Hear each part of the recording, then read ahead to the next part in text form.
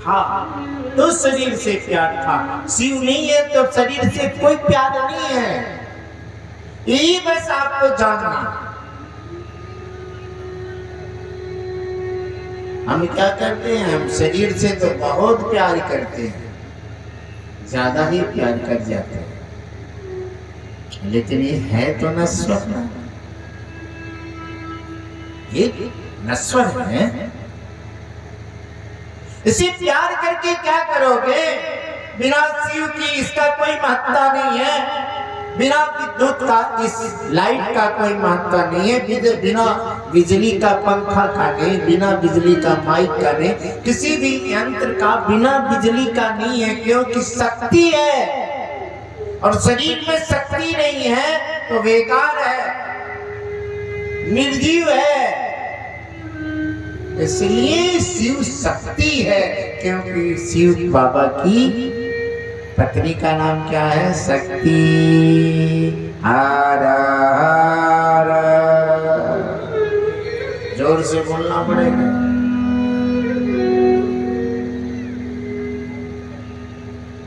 इस शिव को जगा लो भाई।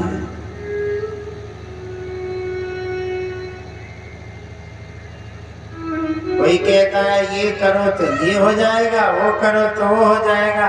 एक काम होगा तुम्हारा, बस एक काम, जिसके लिए तुम करोगे बस एक काम होगा। जिस वस्तु के लिए तुम करोगे एक वस्तु मिलेगी। आज एक वस्तु के लिए किए, कल बीमारी के लिए किए, परसों बेटा के लिए किए, परसों भाई के लिए किए। ऐसे जो है अनंत जीवन में दुख है, और एक एक दुख के लिए आप व्यवस्था करते रह जाएंगे। एक बात हम पूछें आप लोगों से, एक बात मैं पूछूं आप लोगों से, जरा ठीक से बताइए। क्या एक युवती है और राजा है, एक राजा है, राजा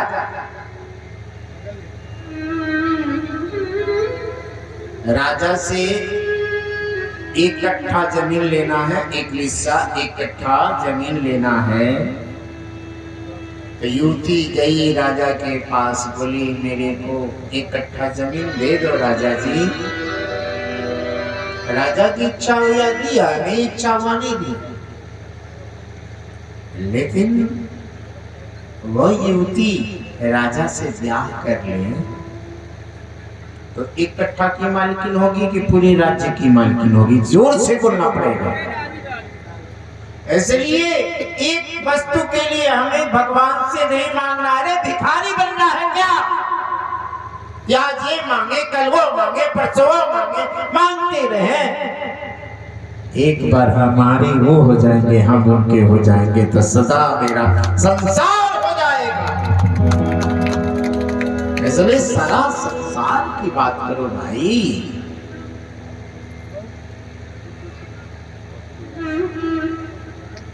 हर हर हर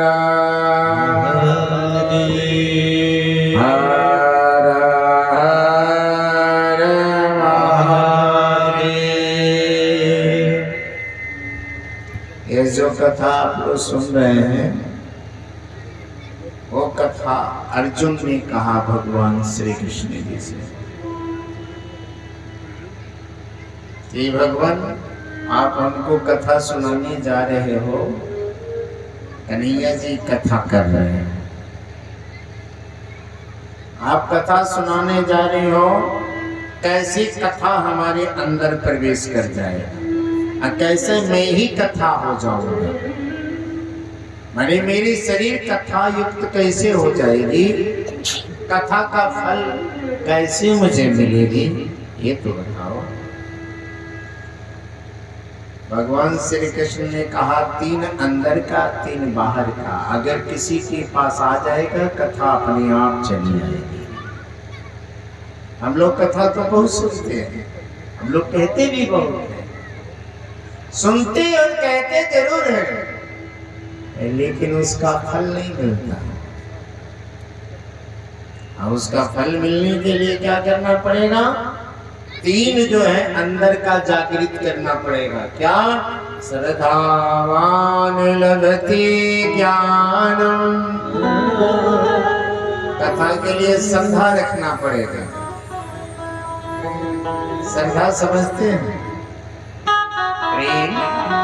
कथा के लिए प्रेम रखना पड़ेगा। दूसरा जो है तत्परा, उसके लिए तत्पर होना पड़ेगा, मैंने उसके लिए उद्यम करना पड़ेगा। श्रद्धा आप लोग रखे कि हमें एक कथा करानी है नरसिंह जी से, और श्रद्धा तो थी, लेकिन श्रद्धा थी पर आप लोग जब तक मिलोगे नहीं महाराज तब तक कैसे होगा? तो क्या है, उसके लिए तत्पर हुए। सब काम छोड़कर जहां मेरी कथा हो रही थी वहां आप लोग गए। महाराज जी कोई समय दे दो महाराज। तो तत्पर होना। संयत इंद्रिया, और जब कथा में जब बैठो महाराज उसका पुण्य मिलेगा, फल मिलेगा, बिगड़ा हुआ काम बन जाएगा। ये छोटी बात नहीं होती है। कथा में क्या है, एक बार नमः शिवाय कहेंगे, हरे श्री शिवाय नमस्तुभ्याम ही कहेंगे, एक बार कहेंगे तो कितना होगा? 1000 बार का फल मिलेगा। सोच लीजिए। तो क्या है?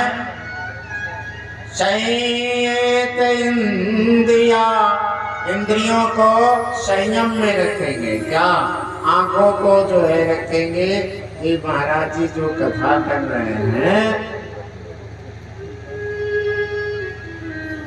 जो महाराज जी कथा कर रहे हैं वो क्या कह रहे हैं, क्या सुना रहे हैं, क्या जैसे देखना है।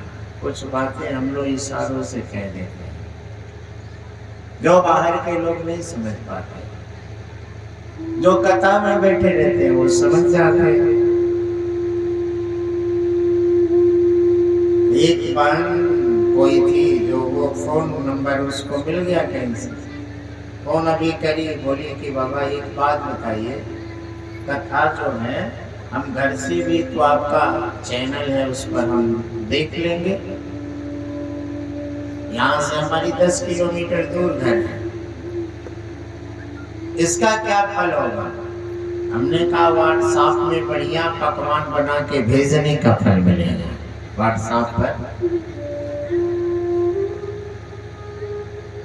भाई देखने को तो चकाचक दिखेगा,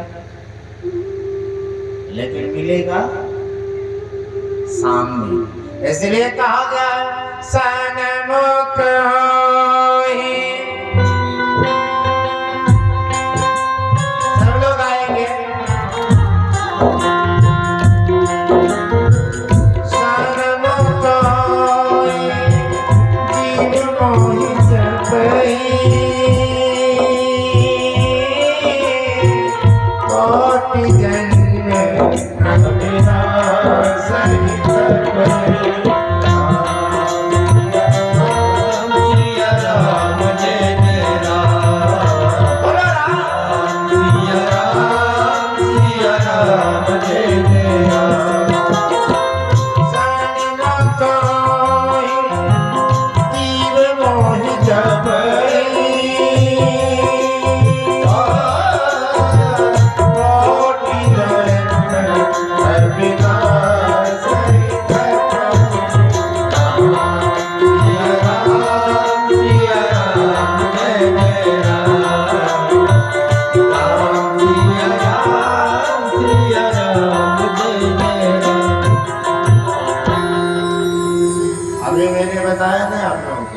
सन्मुख होहि जीव मोहि जपहि।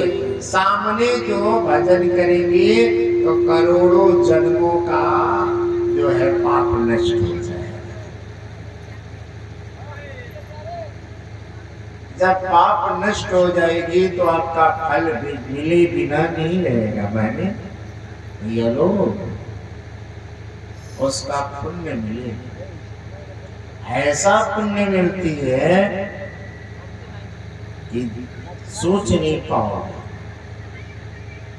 इसलिए सन्मुख होई जीव मोहि जपै, सामने जाप जो है करने का फल होता है, इसलिए सामने कथा सुनने का महाफल होता है। हार हार। जो भैया लोग जरा सुन लें, जो लोग अगर जजमान हैं वो लोग सामने मेरे रहेंगे, अगर जजमान है तो थोड़ा आगे व्यवस्था रहेगा, बाकी लोगों को पीछे बना दीजिए। और दूसरी बात सुन लो, हमारा पति पत्नी के साथ बैठे, आप पूजा तो बड़े आराम से करते हो पति पत्नी के साथ, लेकिन कथा में नहीं बैठ पाते हो, और कथा ही फल प्राप्ति कराती है।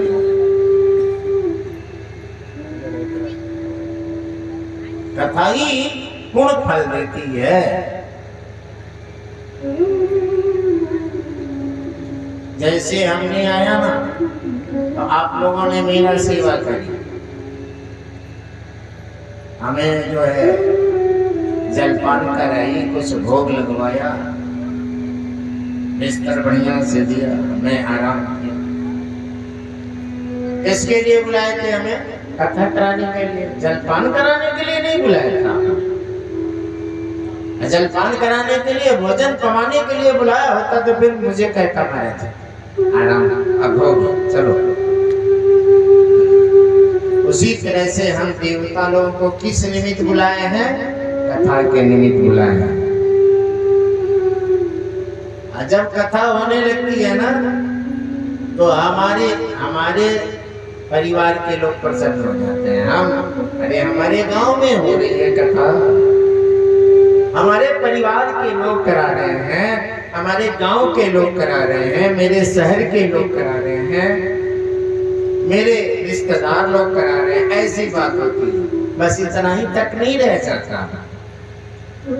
जो आपकी इस दुनिया से गए हुए जो पितृ लोग हैं, जिनको शादी में हम पितृ निमंत्रण करके बुलाते हैं, आओ महाराज हमारा रक्षा करो, हमारा कल्याण करो, इसमें शामिल हो, वो सभी जो है पितृलोक में नाचने लगते हैं। जो पितृलोक में गए रहते हैं वो पितृलोक में नाचने लगते हैं, जो स्वर्गलोक में गए हैं वो स्वर्गलोक में नाचने लगते हैं, जो ब्रह्मलोक में गए हैं वो ब्रह्मलोक में नाचने लगते हैं, और जो वैकुंठ में गए हो वैकुंठ में नाचने लगते हैं। तो जब नाचने लगते हैं तो बाकी पूछते हैं, अरे भाई तेरे बेटा बेटी नाती पोता तेरे वहां का कोई कथा करा रहा है क्या? इतना खुश हो, क्या कारण है? इतना खुशी का क्या मतलब है? तो बताते हैं, मेरा फला कथा सुनने के लिए गया है, मेरी जो है पुत्रवधू, मेरी पुत्र नतनी, मेरी फलाना कथा सुनने के लिए गया है, भगवान की कथा सुनने के लिए गया है। जैसे कोई मंदिरालय में चला जाए तो आप लोग नाराज हो जाते हो, अरे शराब खाने में चला जाए तो आप लोग नाराज हो जाते हो, भाई तुम ये काम न करो। अब वही जो है कोई अच्छा जगह चला जाता है तो आप लोग प्रसन्न हो जाते हो। ठीक उसी तरह से जो भी हमारे पूर्वज हैं, ये अच्छी नहीं है, सन्मार्ग का काम आप कर रहे हो, इसलिए जानते हो नाचने लगते हैं, उनको बहुत सुख मिलती है और बार बार आशीर्वाद देते हैं। अब वहीं जो लोग घर में बैठे रह जाते हैं उनके पितृ जो है रोते रहते हैं। इतने बगल में कथा चल रही है, अरे कम से कम एक बार जाकर वहां बैठो, क्योंकि भगवान आते हैं कथा में। बताया ना, जब राम जी अपनी पूरी समाज के साथ जो है साकेत लोग जाने लगे, गुप्तार घाट पर जब खड़े हुए, सब आ गए कि हम भी चलेंगे, हम भी चलेंगे, हम भी चलेंगे, सब साथ में आ गए। पर जो है सभी तो आ गए, लेकिन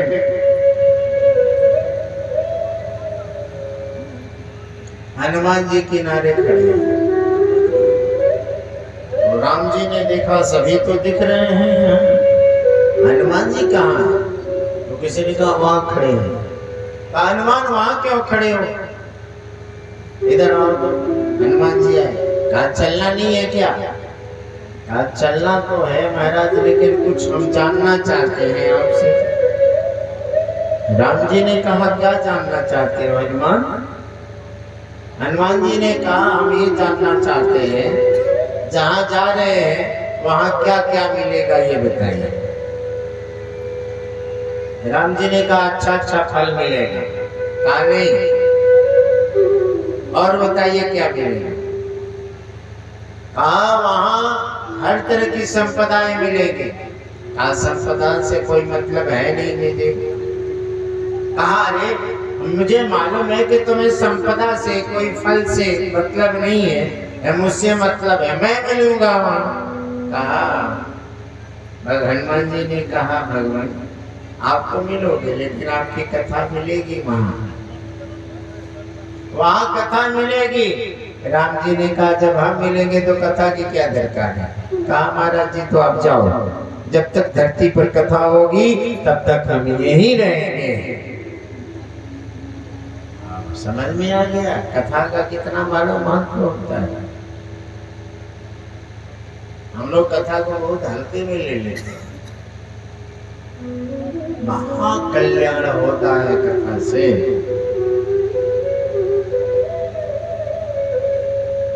तो उन्होंने कहा संयति इंद्रियाय, जो है संयम रखना चाहिए इंद्रियों पर। कथा में आए हैं तो घर में हो, दिमाग घर में चला गया, किसी के झगड़े में चला गया, नहीं सारा चीज छोड़कर। इतनी गर्मी होती है और जो लोग एसी में बैठने वाले हैं, अब वो लोग कथा में आ जाते हैं तो उनको पता नहीं चलता 4 घंटा कैसे बीत गया,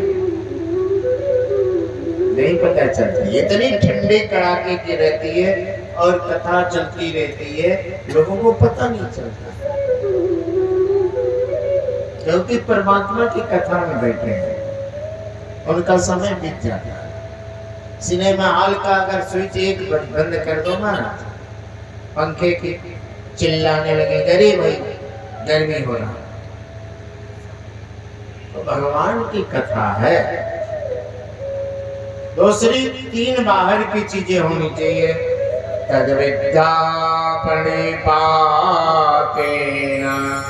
समर्पण होना चाहिए, कथा के लिए समर्पण होनी चाहिए। दूसरा परिप्रश्नेन, जो मन में अगर जिज्ञासा हो गया कोई बात पूछना है तो कथा के बाद से जो है प्रश्न कर लेना चाहिए कि महाराज ये मेरे मन में है, इसका क्या मतलब है। जैसे पढ़ाने वाले जो शिक्षक होते हैं वो पढ़ाते जाते हैं, जो होशियार बच्चे हैं, जो तेज बच्चे हैं, वो खटाखट पटापट चटासट बुद्धि में घुसती जाती है।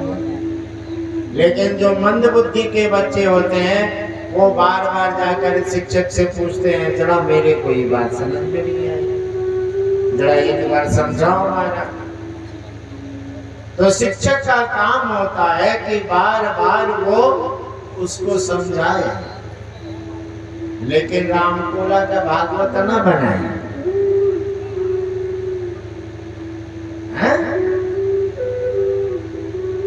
तो क्या है? तद विद्या प्रणिपातेन, समर्पण होना चाहिए। परिप्रश्नेन, और जो है प्रश्न होना चाहिए। और क्या है? सेवाया, और क्या है? आप लोग आए हो ना तो घर से निकले हो ना, तो घर से ही सेवा शुरू कर दो। क्या है, चाची ताई है, दादी है, भैया है, बड़े लोगों का सेवा करना चाहिए। जब यहाँ से जाए कथा सुन करके तो जाके थोड़ा सा उसमें से बांट लो। कुछ माताएं तो जेब कतरी होती हैं, फटाक से हाथ उसी में झल लेना।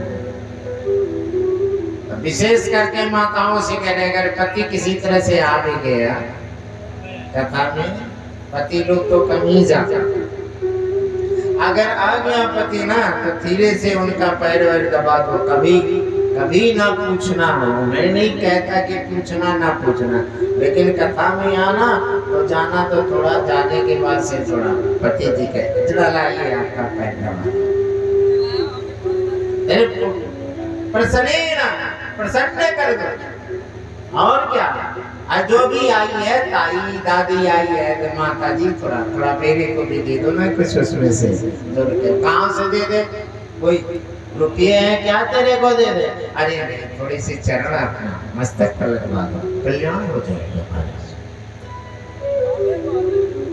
तो भगवान श्री कृष्ण ने कथा का महत्व बताया कि 3 अंदर का 3 बाहर का होता है महाराज। ये शिव महापुराण है और शिव महापुराण में क्या है, 7 भाग है। पहला जो है सुनेंगे तो विदेश्वर संहिता है। इसमें क्या है, पूजा का नियम बताई जाएगी, कैसे पूजा करना है, किस तरह से पूजा करोगे तो फल मिलेगी और किस तरह से पूजा करोगे तो फल भाग जाएगी, और किस तरह से पूजा करोगे तो पूजा का प्रतिफल माने दुख मिलेगा। हमें पता ही नहीं है कैसे पूजा करना चाहिए। बाकी ग्रंथों ने पूजा का कोई महत्व नहीं बताया, लेकिन मेरी शिव महापुराण ने तो कहीं कैसे पूजा करनी चाहिए, इसके नियम जाना है। भगवान की पूजा बोलो कैसे करनी चाहिए, ये शिव महापुराण बताई है। तो उसका नाम है विदेश्वर संहिता में पूजा की विधि विधान बताई गई है। दूसरी महाराज रौद्र संहिता। रौद्र संहिता में भगवान की रूप की बखान हुई है। भगवान कैसे निराकार से साकार रूप बन गए। अब एक बात ही बता देते हैं, जैसे पानी है तो निराकार है, उसका कोई आकार नहीं है, जिसमें डालोगे महाराज वो बन जाएगी पानी।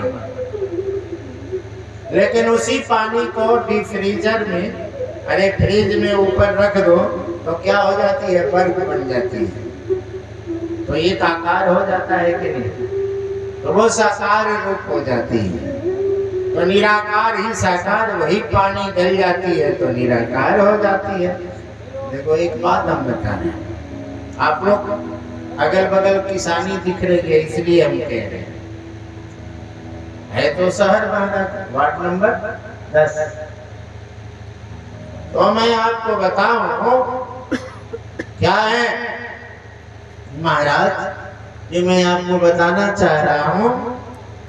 ये किसानी करते वक्त पहले बड़े उसमें फावड़े लगाने पड़ते हैं, जो भी घास पात है सारे घास पात को निकाल कर फेंकना पड़ता है।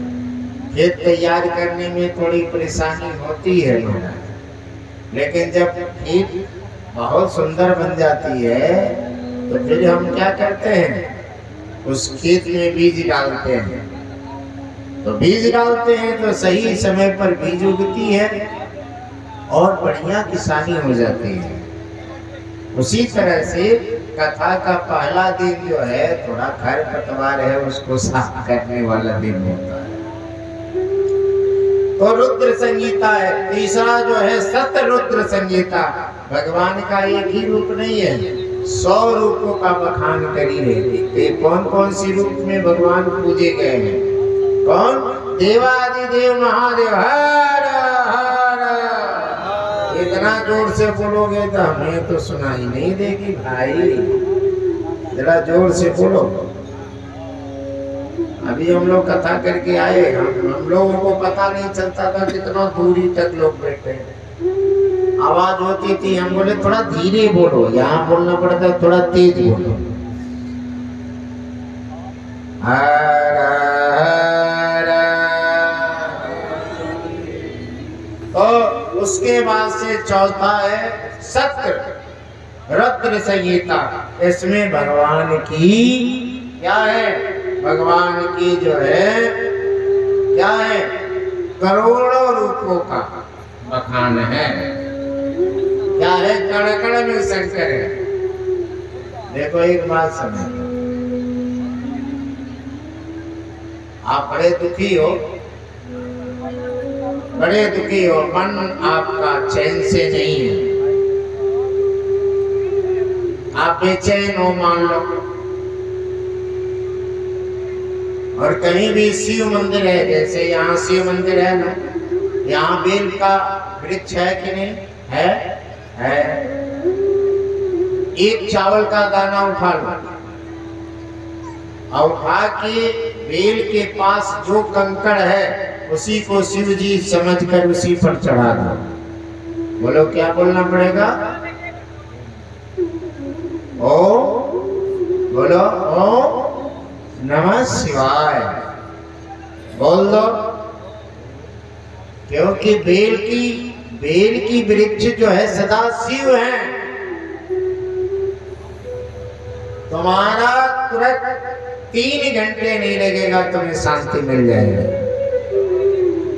मन करे तो नमः शिवाय, ओम नमः शिवाय, हर हर भोले नमः शिवाय, नमः शिवाय, ओम नमः शिवाय, हर हर भोले नमः शिवाय, नमः शिवाय, ओम नमः शिवाय, भोले नमः शिवाय, ओम नमः शिवाय, ओम नमः शिवाय, ओम नमः शिवाय। सभी बोलो ओम नमः शिवाय, ओम नमः शिवाय,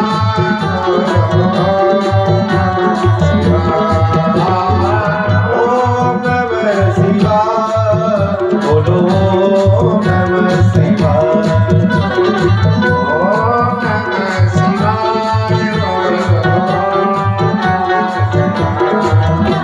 जोर से बोलो नमः शिवाय, ओम नमः शिवाय, ओम नमः शिवाय, ओम नमः शिवाय,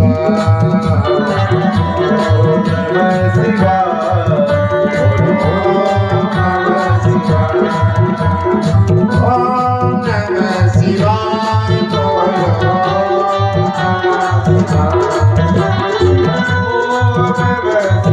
बोलो ओम नमः शिवाय, ओम नमः शिवाय,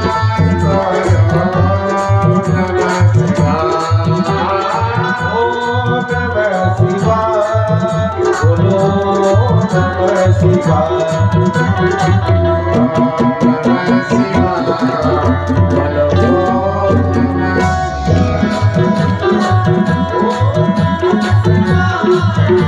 हर हर महादेव।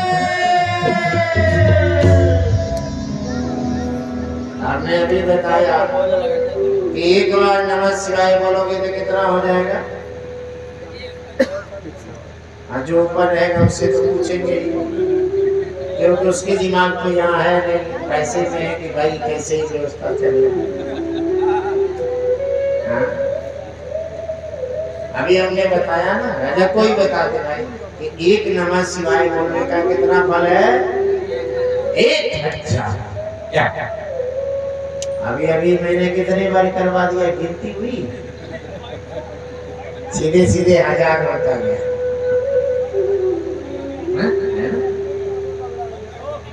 जहाँ उपजाऊ भूमि होए वहाँ थोड़ा भी बीज डालो तो गहगहा कर भाई। जहाँ बलवी रीत है वहाँ डालो तो थोड़ा मुँह टेढ़ करके निकलेगा बेचारा, निकलेगा मुँह टेढ़ा कर। इसलिए ये उपजाऊ भूमि है, यहाँ एक नमः शिवाय करोगे तो 1000। हम सोच रहे हैं कि भजन भी होता रहे, कथा जो होती है ना, भजन से ही कथा का जो है फल प्राप्त होती है। तो भगवान क्या है? कोटि रुद्र संहिता है, मैंने कण कण में भगवान है। हम केवल ही शिवलिंग ही को भगवान है ना समझे, कण कण ही शंकर है। हमारी जो शिव महापुराण कह रही है उसको हम कह रहे हैं, हम कोई बात अपनी नहीं कहेंगे, अब कोई इधर उधर की बातें नहीं कहेंगे, अब कोई भरमाने वाली बातें भी नहीं कहेंगे भाई। तो क्या है? कोटि रुद्र संहिता की जो है कथा मिलेगी आपको, और उसके बाद से मिलेगी उमा संहिता की कथा। उमा संहिता का मतलब जानते हो? भगवान का प्राकट्य, माता जी की प्राकट्य, माता जी की ब्याह, उनके परिवार की लीलाओं की कथा मिलेगी। उसके बाद से कैलाश संहिता की कथा सुनाएंगे हम आपको। तो कैलाश संहिता में कैलाश पर्वत पर जो जो लीला भगवान ने करी, सारी लीलाओं का वर्णन करेंगे। और फिर जो है सातवां कथा हम वो सुनाएंगे, वायव्य संहिता। वायव्य संहिता जो है ना, वो क्या है? जो ये स्वर है वही, ये स्वर है वही ईश्वर है।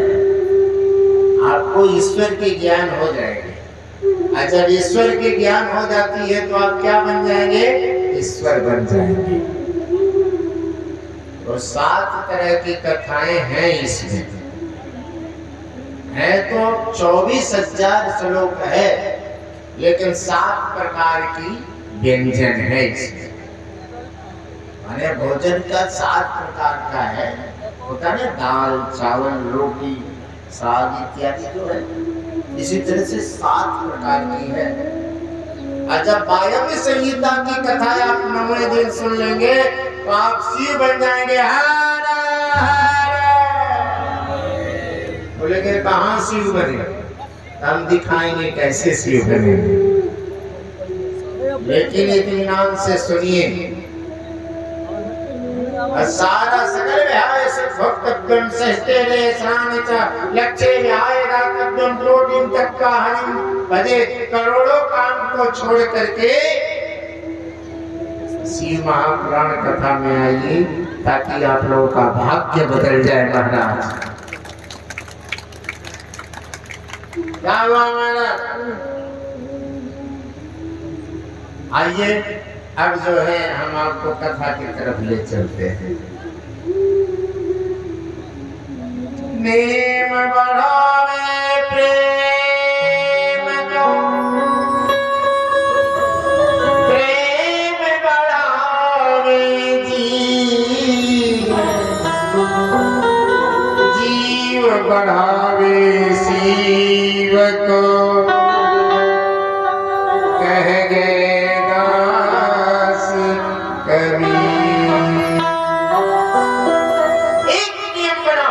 जीवन में एक नियम, और उस नियम को लगा करते रहो, कितना भी दुख आए, विपत आए, फिर क्या होता है? आप लोग बदल जाते हो, इसलिए भगवान भी बदल जाता है। बोलता ही कल बदलू है, अभी था दूसरे पार्टी में, अभी आ गया इसमें, अभी चला गया उसमें, अभी क्या जाएगा दूसरे में। तो विश्वास नहीं है। पट्टा पार्टी में कुछ ही दिन लाभ होता है,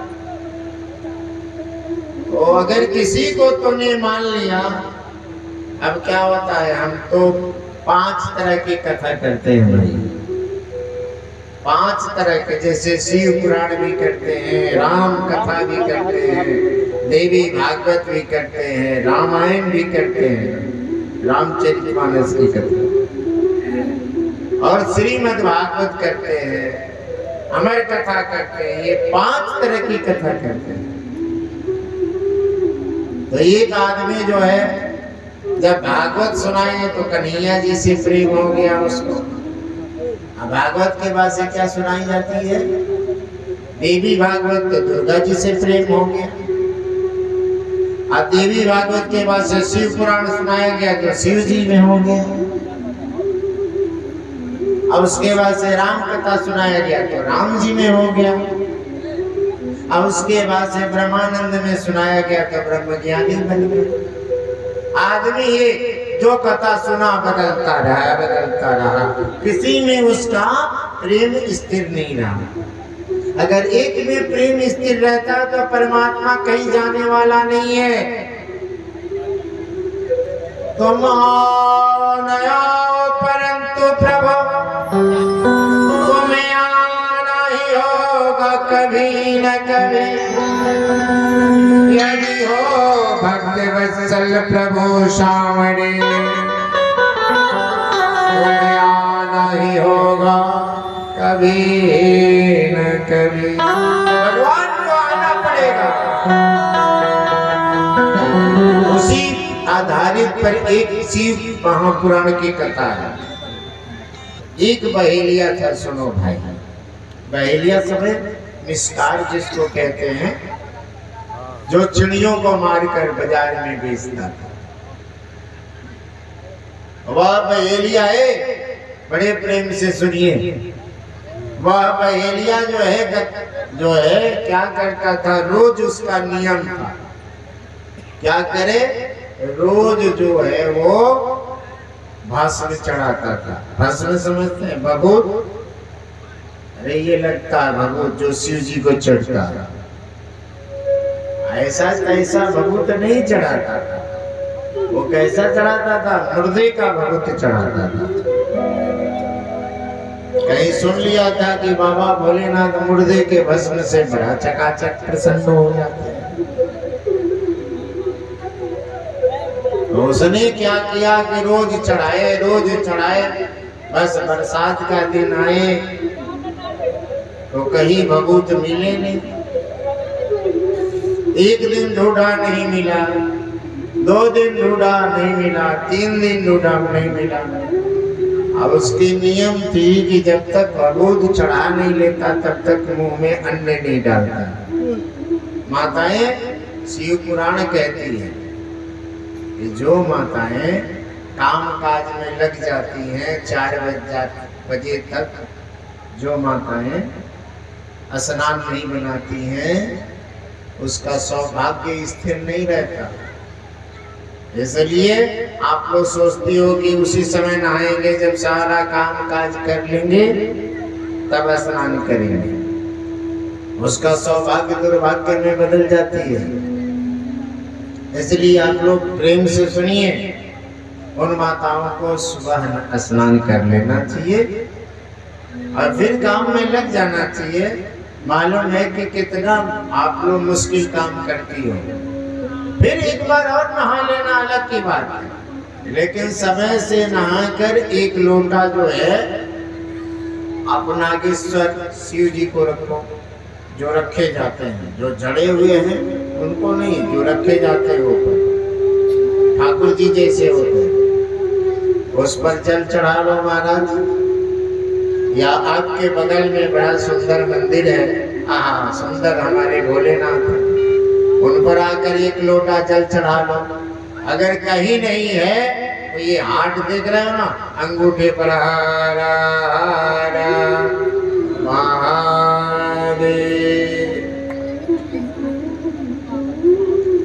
आप चढ़ा लो महाराज। देखना आपके घर का साय बरकत कितना बढ़ जाएगा। और दूसरी बात यह है, सौभाग्य कोई छीन नहीं सकता है। मैं पक्का कहता हूँ। मैं क्या कहता हूँ, हमारी शिव पुराण कहती है, कई पुराणों ने इसका व्याख्या किया। इसलिए आप जो है प्रातः काल जो जब भी 8, 9, 10, 11 बजे भी 12 बजे के बाद अगर स्नान करती हो तो क्या है, अधोगति की स्नान मानी जाती है। इसलिए बहुत काम काज है, 11 बजे तक आप स्नान कर लो माता। नियम तो कुछ और है महाराज। नियम तो यहाँ तक बताई गई है, बिना स्नान किए हुए भोजन नहीं बनानी चाहिए।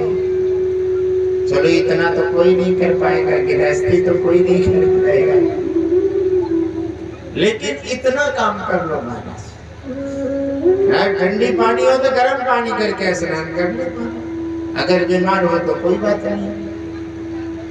तो क्या है, वो बहेलिया नियम बना लिया था कि बिना भस्म चढ़ाए बाबा का कोई चीज नहीं खाता था। 4 दिन बीत गया, पत्नी बार बार समझा रही, सुनो जी तुम ये दशा क्यों बनाए हो, क्यों नहीं कुछ पा ले रहे हो तुम? कहा नहीं, जब तक भोलेनाथ को भस्म नहीं चढ़ाएंगे, जब तक हम कोई अन्न ग्रहण नहीं करेंगे।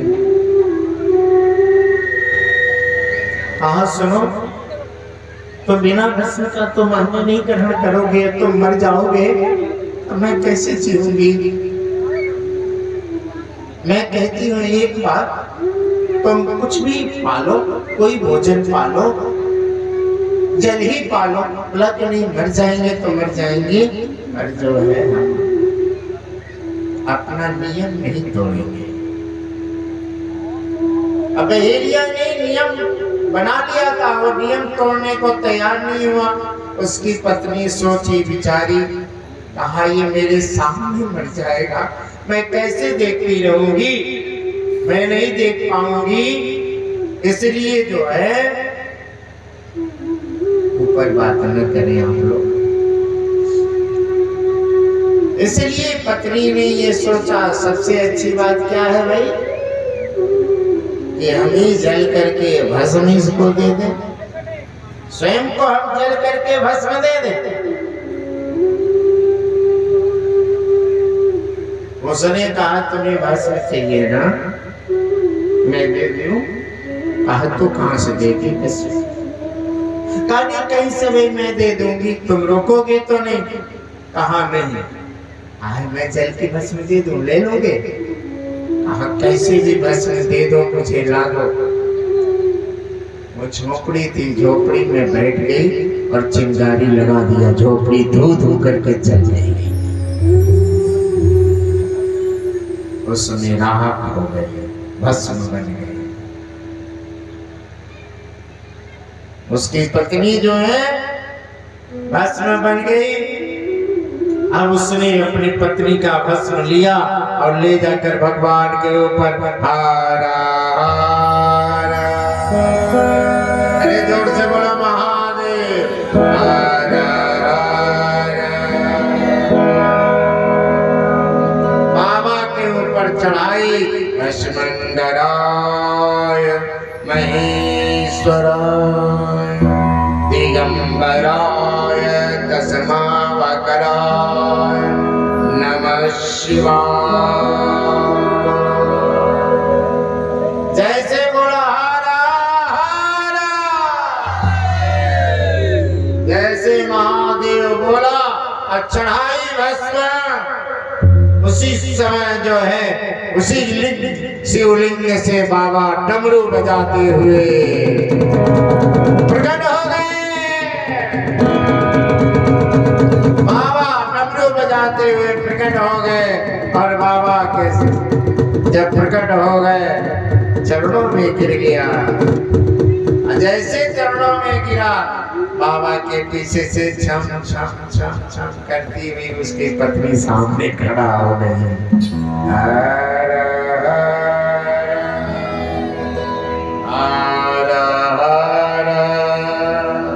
उसकी पत्नी जो है बाबा के क्या हुआ, पीछे से खड़ी हो गई। देखा पत्नी को आश्चर्यचकित हो गया, बोला रे तू तो जल गई थी। हाँ मैं तो चली गई थी, पर बाबा ने मेरे को बचा लिया। हर हर जय भोले भंडारी बाबा, जय भोले भंडारी, जय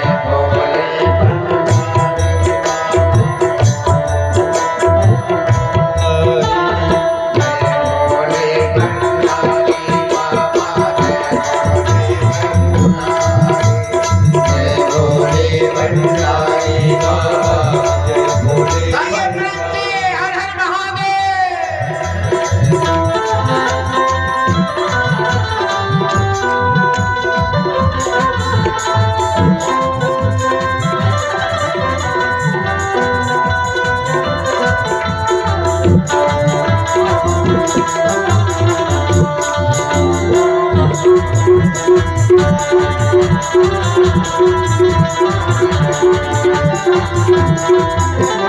कोई कहे महादेव त्रिलोचन, कोई कहे त्रिलोचन, कोई कहे महादेव त्रिलोचन, कोई कहे महादेव त्रिलोचन, कोई कहे त्रिपुरारी।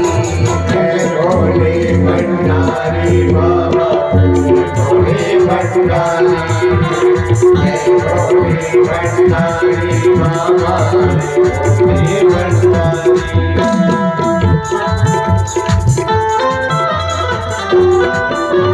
भैया आप लोग भी बजा दो।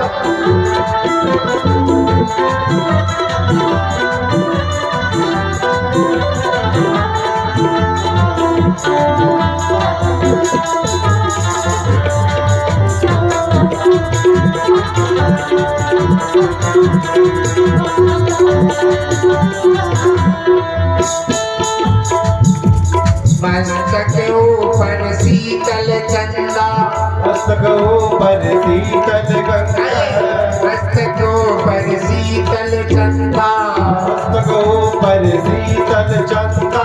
जटा से गंगा बहाए हैं, जटा से गंगा बहाए हैं, जटा से गंगा बहाए, जटा से गंगा बहाए हैं। मस्तक ऊपर शीतल चंदा, मस्तक ऊपर शीतल चंदा।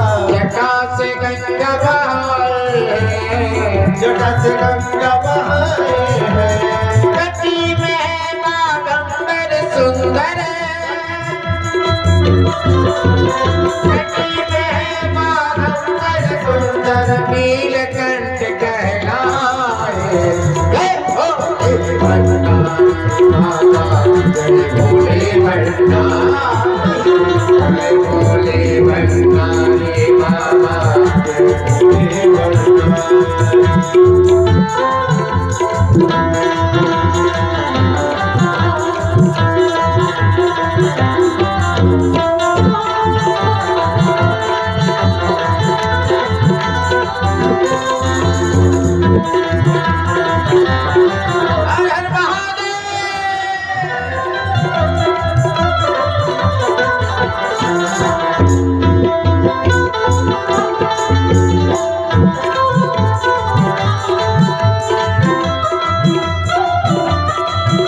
बाबा, जय भोले भंडारी। हर हर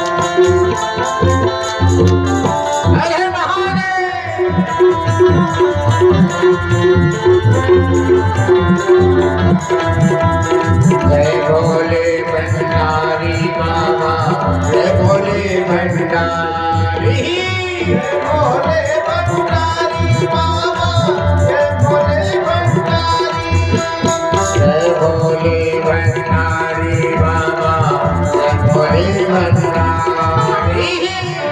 भोले भंडारी बाबा, जय भोले भंडारी। कोई कहे महादेव त्रिलोचन, हे महादेव त्रिलोचन, कोई कहे महादेव त्रिलोचन, हे महादेव त्रिलोचन, कोई कहे त्रिपुरारी। जय भोले भंडारी बाबा, जय भोले भंडारी, जय भोले भंडारी बाबा, भोले भंडारी।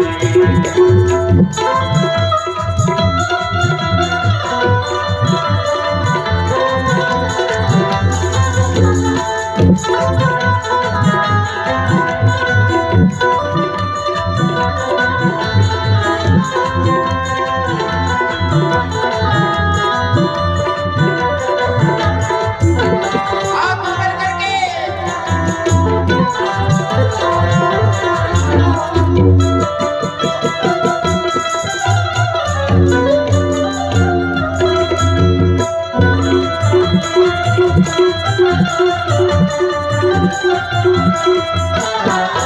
हस्तकों पर शीतल चंदा, हस्तकों पर शीतल चंदा, हस्तकों पर शीतल चंदा, हस्तकों पर शीतल चंदा। जटा से से गंगे बहाए हैं, जटा से गंगा बहाए हैं, जटा से गंगे बहाए हैं, जटा से गंगा बहाए हैं। पानी में बागंबर सुंदर, पानी में बागंबर सुंदर नीलकंठ कहलाए। भंडारी बाबा जय भंडारी, जय भोले भंडारी बाबा, जय भोले भंडारी। ओम नमः शिवाय, ओम नमः शिवाय। आइए। ओम नमः शिवाय, ओम नमः शिवाय, ओम नमः शिवाय, नमः शिवाय, ओम नमः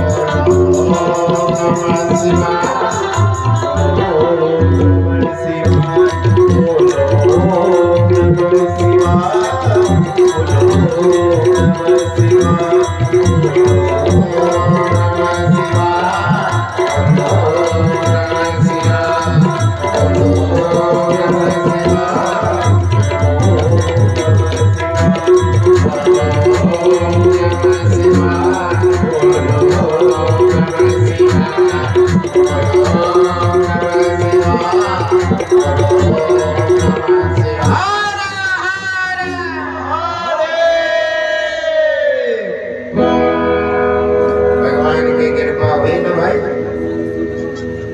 भगवान की कृपा ऐसे होती है, लेकिन उनके ऊपर समर्पण हो तो मन में समर्पण ना हो।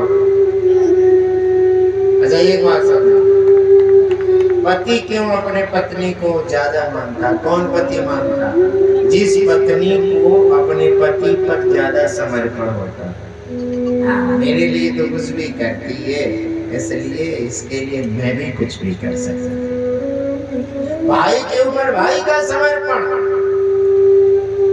बहन के ऊपर भाई का, माँ के ऊपर पुत्र का, पुत्र के ऊपर माँ का, ये समर्पण होना चाहिए। और जब समर्पण होता है तो तर्पण होता है, तब कल्याण होता है। जो समर्पण नहीं करता है उसका तर्पण नहीं होता। तो उसने क्या किया? वो तो ये चिड़िया मार था, चिड़ी मार, वो दो निष्कार था, लेकिन उसकी एक बस क्या था? नियम था, एक नियम कि बिना भस्म चढ़ाए। सबसे बड़ा परीक्षा में बड़ा परीक्षा देना पड़ता है। बाबा भोलेनाथ है ना, परीक्षा एक बार ले लेते हैं तो राजा बना देते हैं। क्या नहीं बना देता है महादेव मेरा। अब वही सब चल गए और क्या हुआ? तो बाबा भोलेनाथ ने कहा कि हे बहेलिया, अगले जन्म में तुम ब्राह्मण के रूप में और ये ब्राह्मणी बनेगी। क्या बनेगी? तुम ब्राह्मण बनोगे और ये ब्राह्मणी बनेगी। वही जो है, आप लोग कथा सुने होंगे, वही जो है क्या हुआ? आकर विद्यापति और मालिनी के रूप में जन्म हुआ।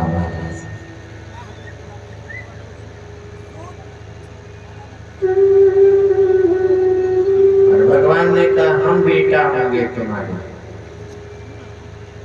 भगवान भोलेनाथ ने कहा हम होंगे आपके बेटा। विद्यापति जो है भिड़वा राज्य है एक जगह, ये है आपको दरभंगा जिला में है।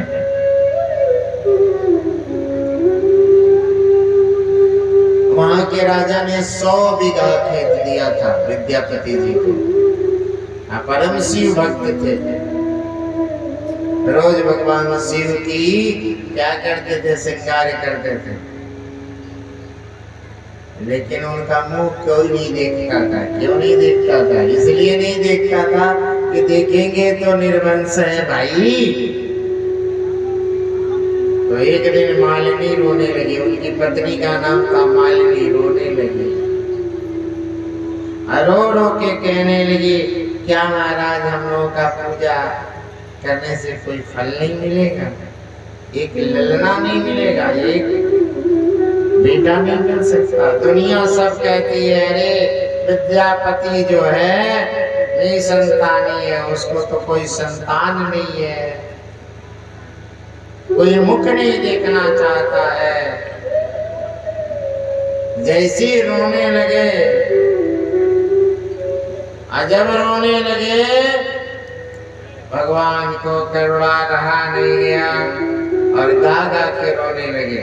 जल चढ़ा रहे हैं, शिव हो तेरा पार कमन बीती, शिव हो तेरा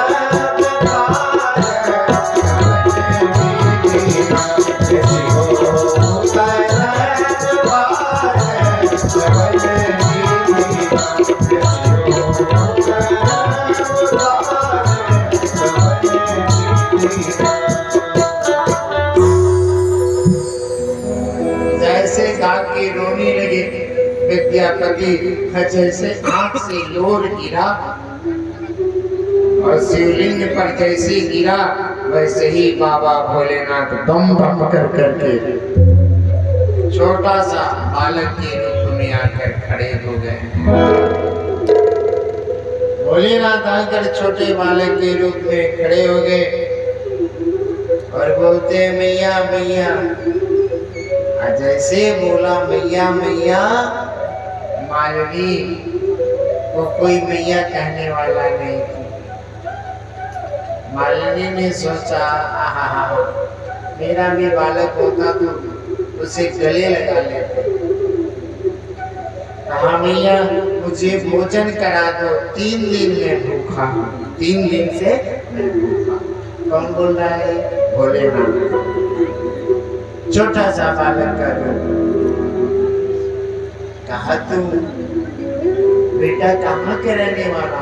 कहा मुझको पता नहीं है, मेरे को पता नहीं है मैं कहाँ के रहने वाला।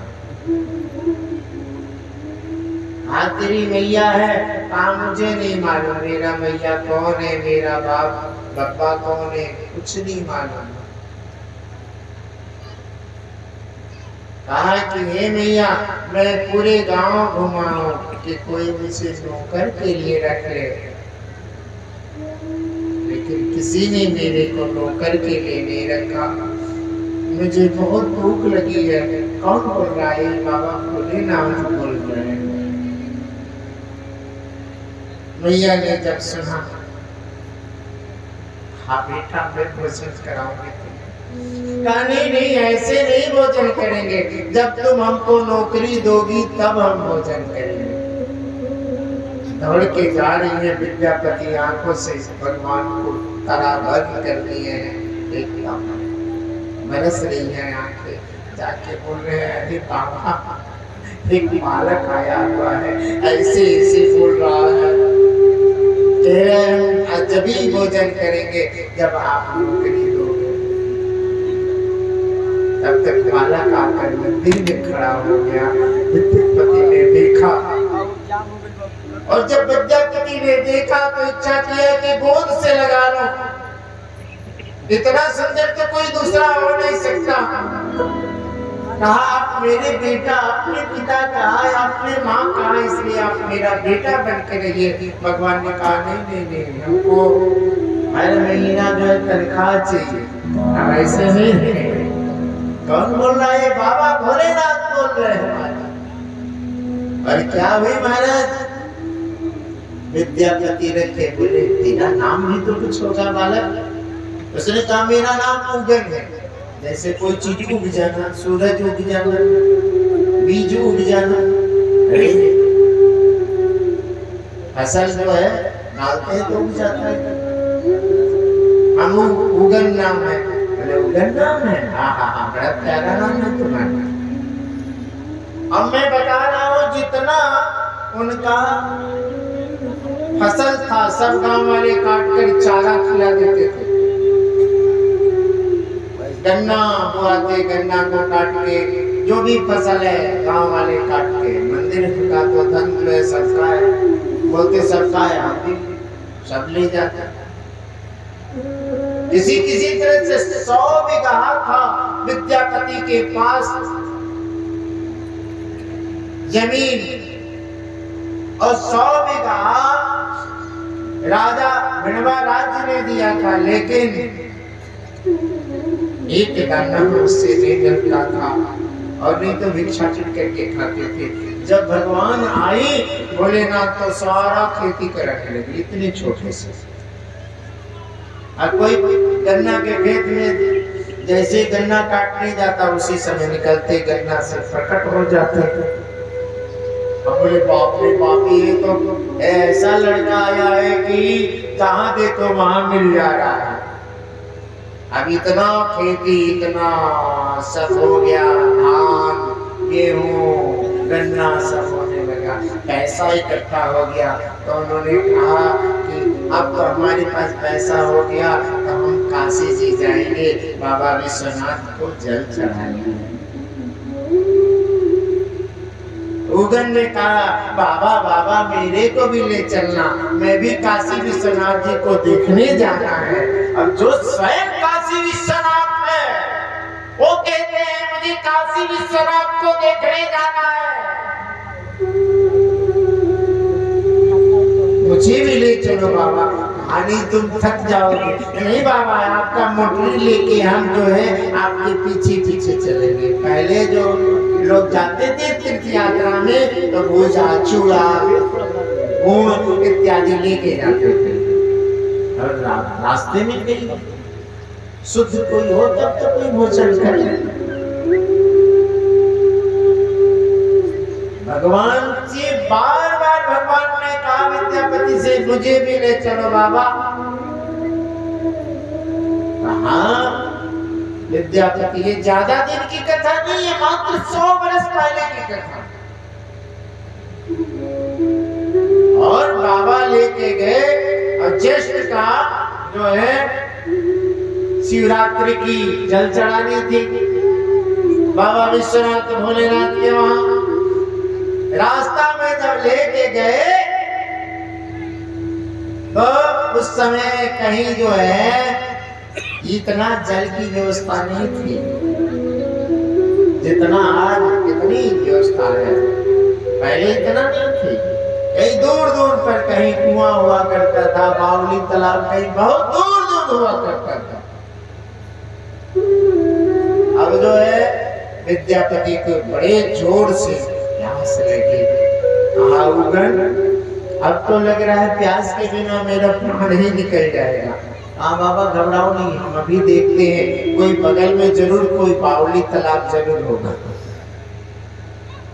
अब क्या करते हैं, बाबा को एक पीपल के वृक्ष के नीचे बैठा दिया विद्यापति को। आपस किनारे गए, बोले गंगा केवल टहलाना जानती हो कि किसी की आत्मा को शांति करना हो? गंगा जी सही बात है कि गंगा बिगड़ जाती है तो गांव डुबो देती है, और स्त्री बिगड़ जाती है तो कुल डुबो देती है। काल सबका तो बहाना ही जाने हो आज तक, कम से कम हमारे बाबा मर जाएंगे तो बस जीवन में हम तुम्हें सकते हैं। उन्होंने कहा महाराज बोलिए। अब क्या हुआ, उन्होंने कहा थोड़ा इस कमंडल में थोड़ा जल दे दो। अब गंगा जी ने जल दिया। जैसे क्षण भर नहीं लगा, ला के दे बाबा लीजिए ये जल लीजिए, क्योंकि बाबा तड़प रहे थे जल से। भगवान ने सोचा ज्यादा समय हो जाएगा और कहीं बाबा राम राम सत्य हो जाएंगे तो क्या होगा। इसलिए बाबा ने भोलेनाथ ने जल्दी से शीघ्र ला कर दे दिया। और जैसे उन्होंने पिया, घटाघट पिया, बोला कि उगन ये बताओ इतनी स्वच्छ जल ये कहाँ तुमको मिल गई? बस बगल में ही तो है का। कान पकड़ा भगवान भोलेनाथ के कहा चल दिखा, चल दिखा।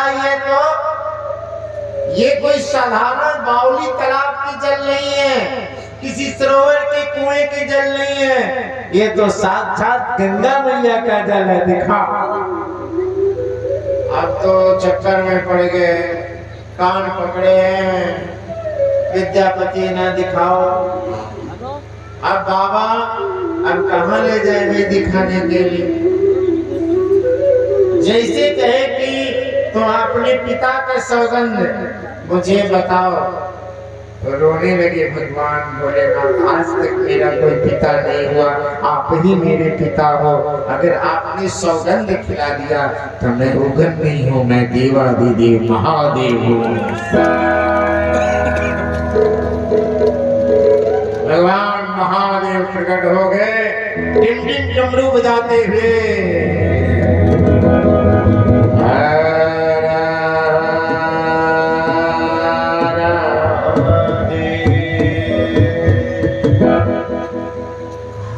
मेरे साथ इतना धोखा, आपने इतना धोखा कर दिया भोलेनाथ। आप बेटा बन करके मैंने आपको कान पकड़ा, आपको दुख दिया, कितना दुख दिया। कहा पिछले जन्म में आप बिना मुझे भस्म चढ़ाए अन्न नहीं लेते थे,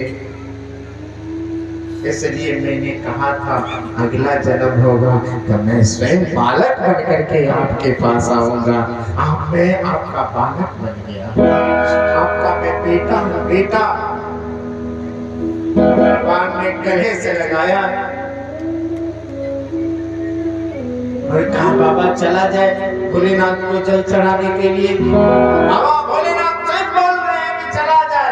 अरे भोलेनाथ अब तो काशी तुम ही हो, कैलाश तुम ही हो, सारा जहां जब मेरे पास है तो मैं कहाँ जाऊं?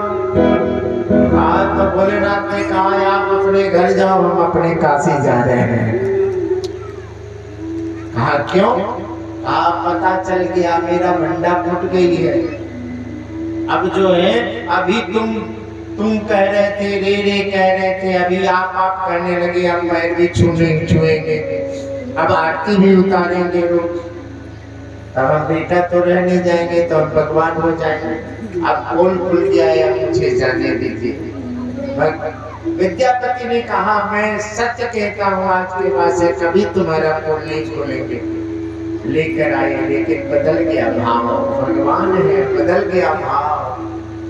एक दिन जो है भगवान जो है लीला करने के लिए कच्चा ही लकड़ी दे दिए जलाने के लिए मालिनी को। अब मालिनी जो है जलाए फूके जले नहीं। जब जले नहीं तो मालिनी को क्रोध आया और उसने चैले निकाला, बाबा भोलेनाथ को तोड़ दिया। ठीक करके रहोगे। जैसे चैले चलाया उसी समय विद्यापति रोक नहीं पाए। अरे पगली क्या कर रही है? ये देवाधिदेव महादेव है।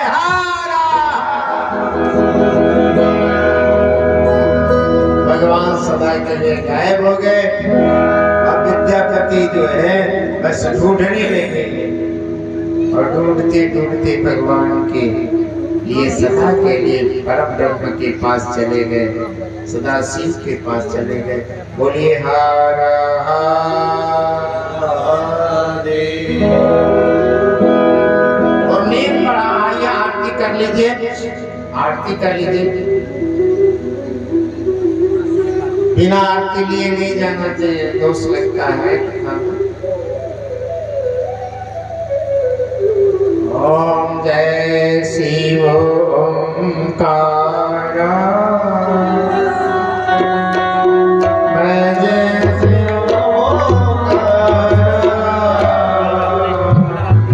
ब्रह्मा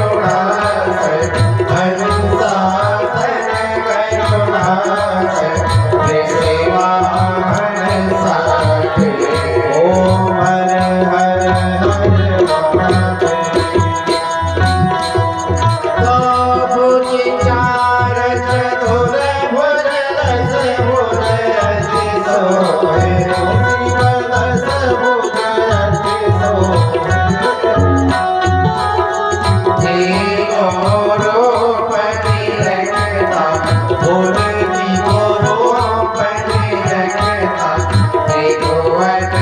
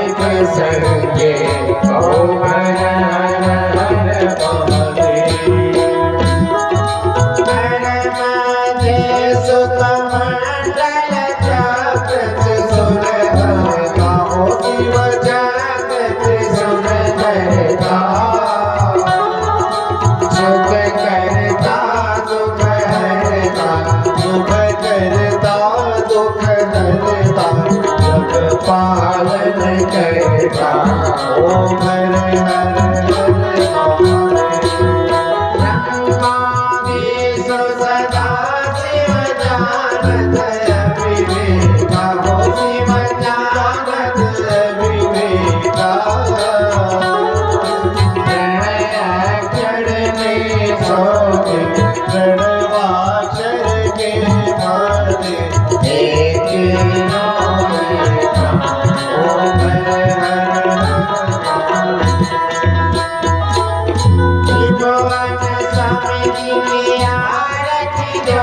कोई करगा शिव प्रेम सहित कहत शिवानंद स्वामी भगत हरिदास स्वामी सुख संपत पावे ओम हर हर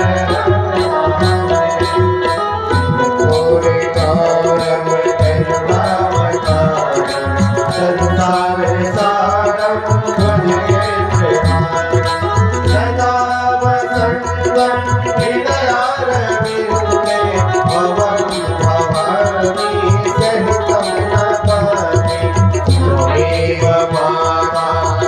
जगदानमेव तमेव बन्धो दशता